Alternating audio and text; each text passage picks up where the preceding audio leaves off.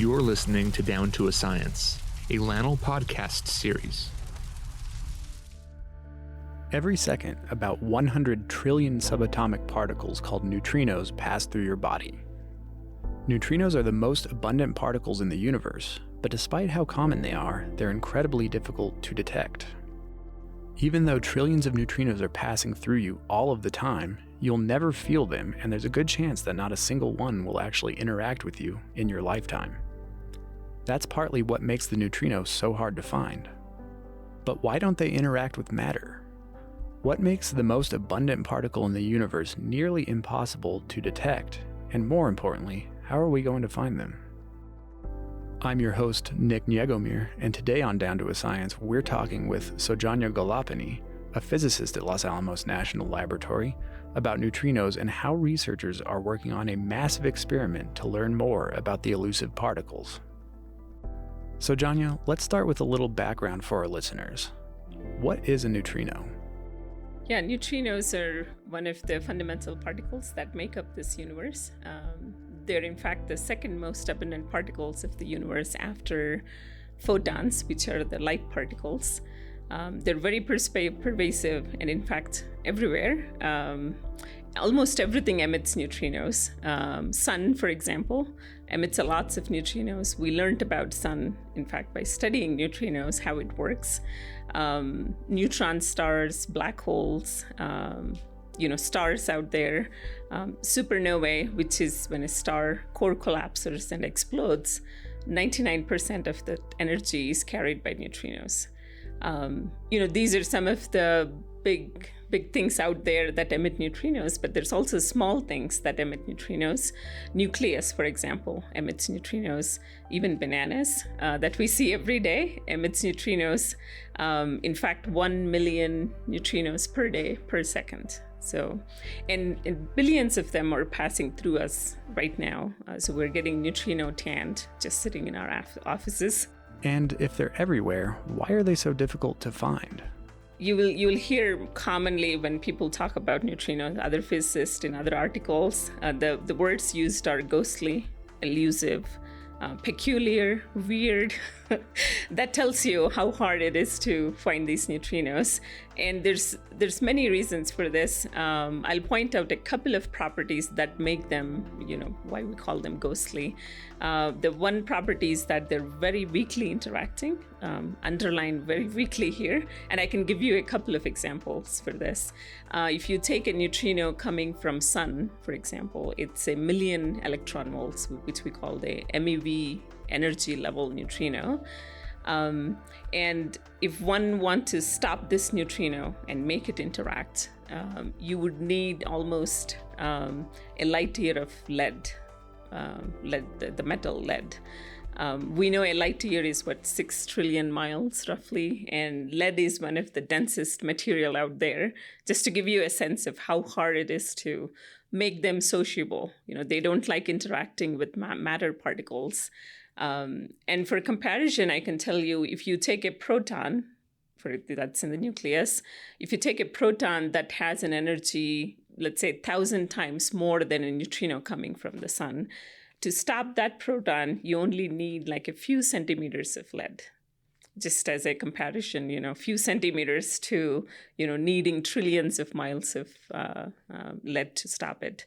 That's one property that makes it very difficult to make them interact and study them.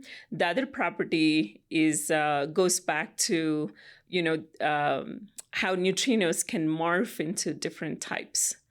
Before that, let me say neutrinos, like ice cream, comes in different flavors or types. They're electron neutrinos, muon neutrinos, and tau neutrinos. And when they travel long distances, they can oscillate or change into different types. So what would start as a muon neutrino, let's say, after it travels a few hundred kilometers, may not be detected as a muon neutrino. It could have become an electron neutrino. This phenomena we call neutrino oscillations. It's a very interesting quantum mechanical phenomena that allows neutrinos to do this. So you can imagine, this was a big puzzle when we did not know neutrinos could oscillate. So some time ago, scientists wanted to measure how many neutrinos sun was emitting. So they built an experiment in South Dakota. Actually, it's called the Homestake experiment. It's called the infamous Homestake experiment, also referred to as neutrino burglar at the time. And the reason for that is when scientists tried to measure how many neutrinos were coming from sun to Earth, what they measured was only 2/3 of what one would expect. So if you were to take a pen and paper and just calculate, given the circumference of the sun and the reactions, this is what we expect. They weren't measuring, what they had put on the paper. We didn't know why this was happening, and we started questioning, is the theory wrong? Is the experiment wrong? Or both wrong? How could something disappear? Right, and later we found out this was because of neutrinos were oscillating. So neutrinos, electron neutrinos that were emitted from sun, as they reached Earth, they have turned into tau or muon neutrinos. And since we were only measuring one flavor, we thought neutrinos were disappearing. And there are many experiments after that discovered neutrino oscillations. In fact, the 2015 Nobel Prize was for the discovery of this that was given. Neutrinos are also neutral, which means they don't have charge. They have mass, but very, very tiny. Combined, all this makes it very difficult to detect neutrinos. To find these elusive particles, researchers from dozens of countries are designing a new experiment, the Deep Underground Neutrino Experiment, or DUNE, which sets out to detect neutrino and anti-neutrino particles, which are challenging to find in nature. DUNE will consist of a proton beam and 2 neutrino detectors, one at the Fermi National Accelerator Laboratory in Illinois, and a second, much larger detector at the Sanford Underground Research Facility, or SURF, in South Dakota, 800 miles away from Fermi. The second detector will be nearly a mile underground. Located at the former Homestake gold mine, SURF provides important depth and rock stability, a near-perfect environment for experiments that need to escape the constant bombardment of cosmic radiation, which can interfere with the detection of rare physics events.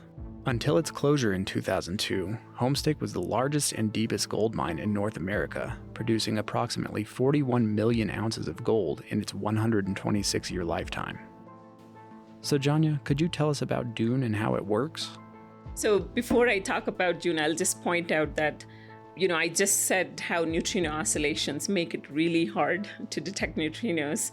But at the same time, now that we have figured out that they oscillate and we can catch them, neutrino oscillations are also our probes to try to answer the questions in the universe. And the property of neutrinos that they're very weakly interacting, that's also great because they are our secret messengers coming from the universe. So DUNE is an experiment that also uses neutrino oscillations as its probe to answer some of the fundamental questions out there. So one burning question we have right now is, why do we live in a matter-dominated universe? In other words, how did we come into existence? And we'll talk more about that a little bit, but that's the main mission of DUNE.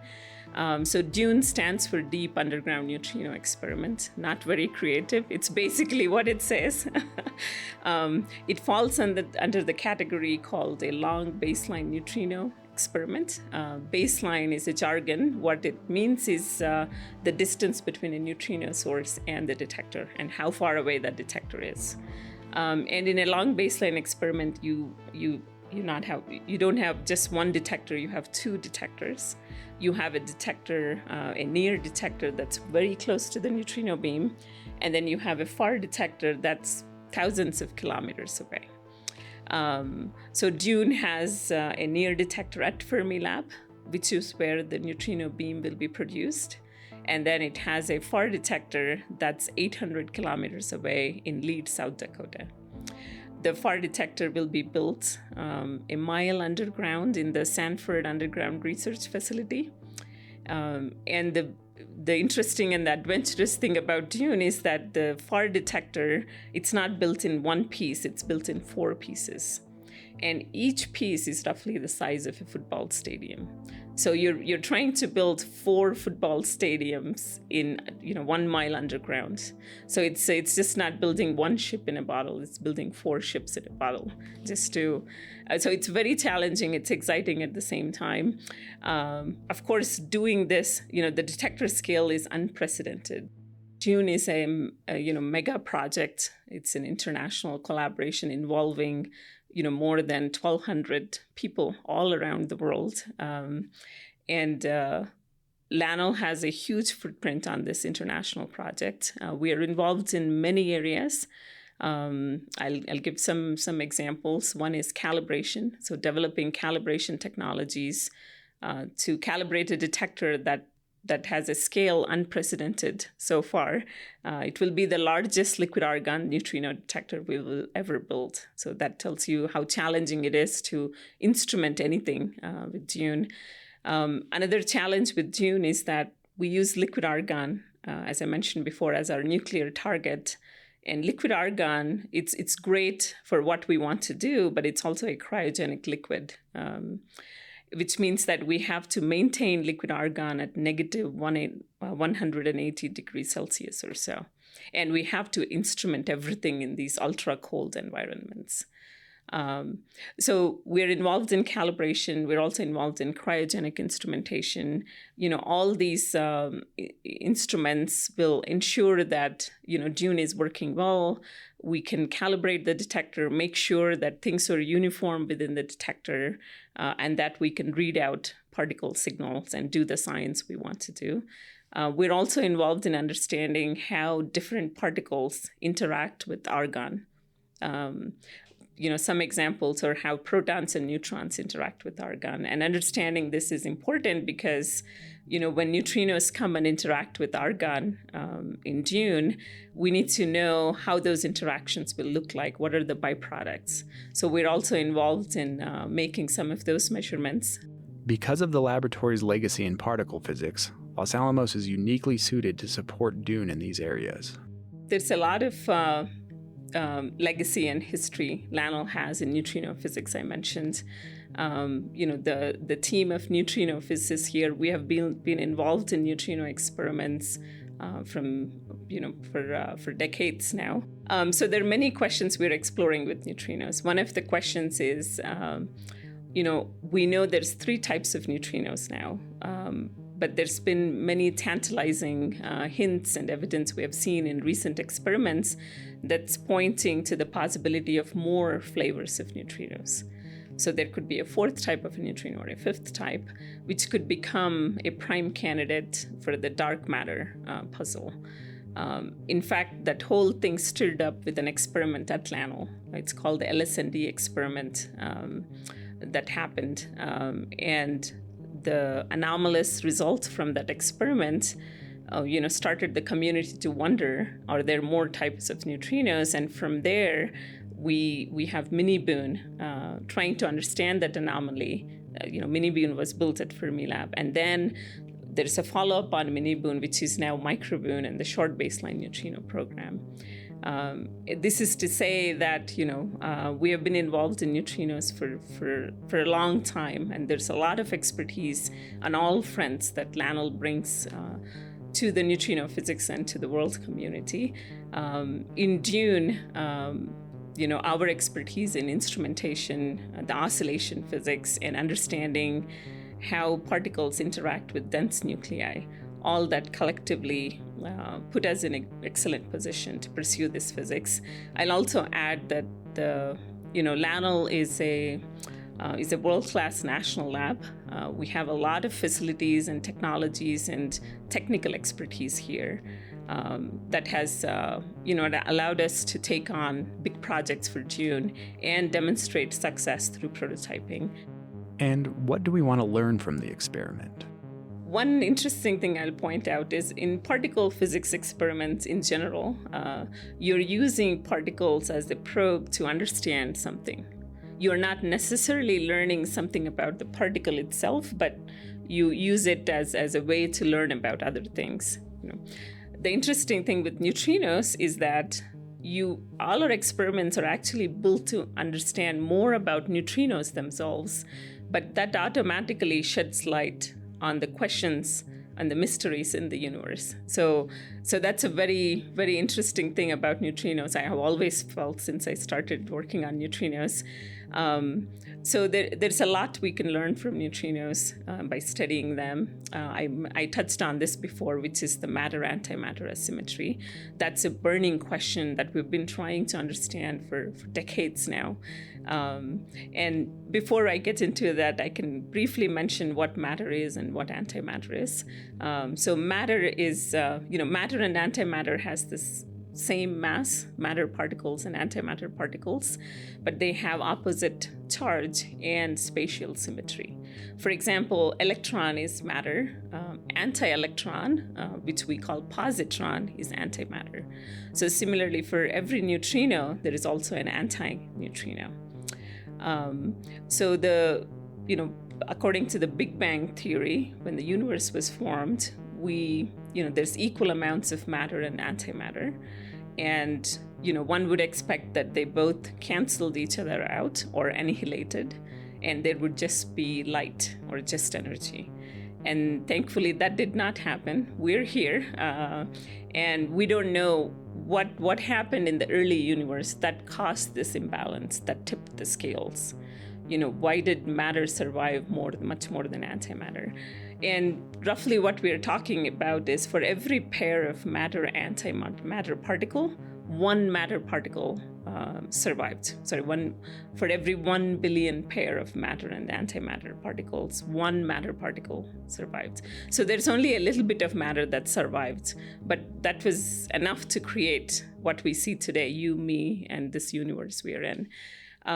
We have looked to answer this question. In many places, many particles, such as quarks, but there is not nearly enough we found that could explain the level of asymmetry that we're seeing today. We need many more magnitudes to understand this. The one place we haven't looked is neutrinos, and that's where DUNE comes in. DUNE is designed, its main mission is understanding this question and shedding light on this. So it's designed to maximize its sensitivity to answer this question. And the way we're going to do this in DUNE is we're going to first send muon neutrinos from Fermilab to South Dakota, which is 800 miles away. And then we're going to study as the muon neutrinos travel these 800 miles and oscillate to electron neutrinos, how their oscillation probabilities look like. And then we're going to switch the polarity at Fermilab and send muon antineutrinos to South Dakota. And then we're going to see how those antiparticles oscillate and how the flavor profile looks like, how their oscillations look like.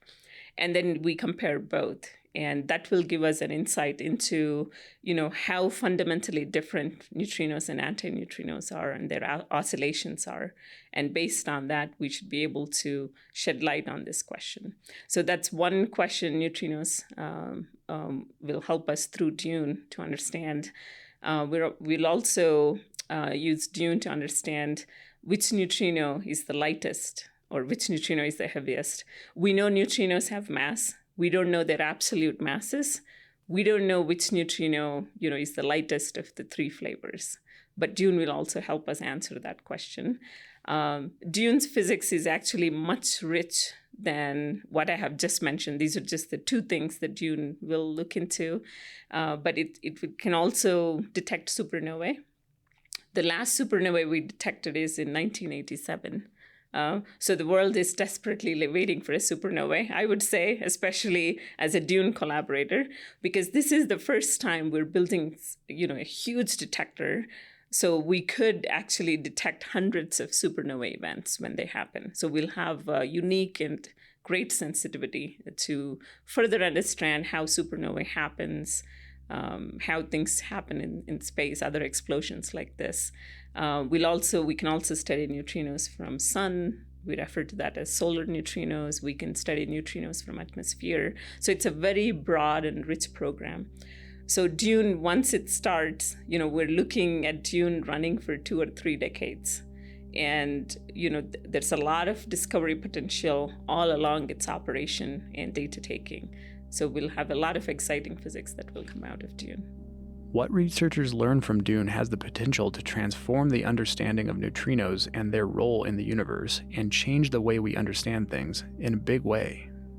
Yeah, I would say so many ways. In terms of science, if we do discover that neutrinos are at the core of this antimatter asymmetry puzzle, it will change the way we've been thinking about the universe. It will change our fundamental understanding, and it will revolutionize physics. And that has many implications, not just particle physics, cosmology, our understanding of how the universe formed, how it's evolving, all those things. That's one thing. If we I mentioned before that there could be more types of neutrinos, and these additional types could be candidates for what makes up the dark matter, which is also a question that we don't have an answer to. And that again opens up new chapter in physics.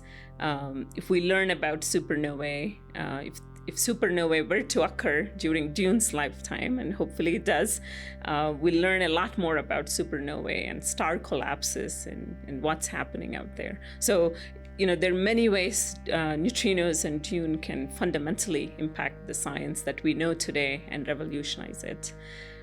Coming to how, what are the implications for humankind and the society,